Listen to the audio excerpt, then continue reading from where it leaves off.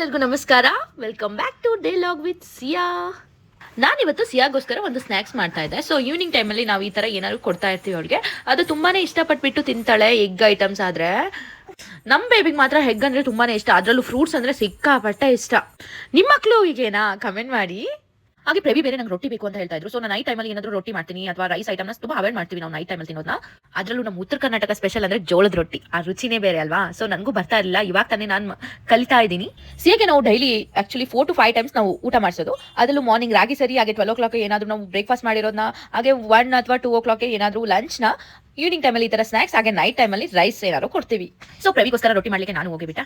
ಹಾಗೆ ಒಂದು ಜೋಳದ ರೊಟ್ಟಿ, ಅದ್ರ ಜೊತೆ ಬೆಂಡೆಕಾಯಿ ಚಟ್ನಿ ಇದ್ರೆ ಸೂಪರ್ ಅಂತ ಬಿಸಿ ಬಿಸಿದು ರೊಟ್ಟಿ ರೆಡಿ ಮಾಡ್ಕೊಂಡೆ.